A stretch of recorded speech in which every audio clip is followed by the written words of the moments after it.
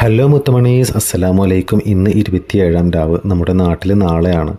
നോമ്പ് തുറന്ന ഉടനെ തന്നെ വീട്ടിലേക്ക് വിളിച്ച് കുറച്ച് നേരം സംസാരിച്ചു. അതിന് ശേഷം ഇഷാ നിസ്കരിക്കാനായിട്ട് പള്ളിയിലേക്ക് പോയി. തറാവിയും ഇഷാ നിസ്കരിച്ച് തിരിച്ചു വന്നതിന് ശേഷം അത്താഴത്തിനുള്ള ഭക്ഷണമൊക്കെ റെഡിയാക്കി വെച്ച് വീണ്ടും പള്ളിയിലേക്ക് തസ്ബീഹ് നിസ്കാരവും ഖിയാമുൽ ലൈൽ നിസ്കരിക്കാനൊക്കെ ഉണ്ടായിരുന്നു. പ്രാർത്ഥനകൾ മാത്രമുള്ള ഈ ഒരു രാത്രിയെ പകലാക്കുന്ന വ്രതമാസകാലത്ത് പള്ളിയിലേക്ക് എത്തിപ്പെട്ടപ്പോൾ സുഗന്ധദ്രവ്യങ്ങൾ കൊണ്ടും ബുഹൂറ് പുകപ്പിച്ചുകൊണ്ടും ആ പള്ളി ആകെ സുഗന്ധപൂരിതമാക്കിയിട്ടുണ്ടായിരുന്നു.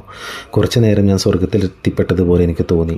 നമ്മുടെ കണ്ണിൽ നിന്നും മൺമറഞ്ഞു പോയിട്ടുള്ള നമ്മുടെ വേണ്ടപ്പെട്ടവരും അവരുടെ കൂടെ നമുക്ക് നാളെ ജന്നാത്തുൽ ഫിർദൗസിൽ ഇതുപോലെ ഒരുമിച്ച് ചേരുവാനുള്ള ഭാഗ്യം ലഭിക്കട്ടെ എന്ന് പ്രാർത്ഥിക്കുകയുണ്ടായി. നമ്മുടെ ഈ ഒരു ജനറേഷൻ വളരെയധികം വൃത്തികെട്ട രീതിയിലുള്ള ഒരു പോക്കിലേക്കാണ് പോകുന്നത്. ആ മക്കളെയൊക്കെ, എല്ലാ മക്കളെയും പഠിച്ചവൻ നമ്മളുടെ വ്രതമാസത്തെയും അതുപോലെ തന്നെ നമ്മുടെ പ്രാർത്ഥനയുടെയും ഫലം കൊണ്ട് നല്ല രീതിയിലാക്കട്ടെ. ഇനി ജനിക്കാൻ പോകുന്ന മക്കളും നല്ല സ്വാലിഹായ മക്കളായിട്ട് ജനിക്കട്ടെ.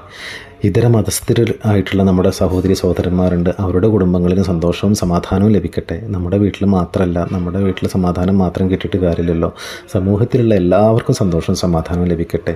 ഇനിയും വീണ്ടും അടുത്ത് കാണുന്ന റമളാൻ മാസത്തിൽ നമുക്കിതുപോലെ ഒരുമിക്കാനും പ്രാർത്ഥിക്കാനും ഈ വ്രതമെടുക്കാനുള്ള ഭാഗ്യവും ആരോഗ്യവും ദീർഘായുസ്സും പഠിച്ചു നൽകട്ടെ. അപ്പോൾ എല്ലാവർക്കും നന്മകൾ നേരുന്നു. അസ്സലാമു അലൈക്കും.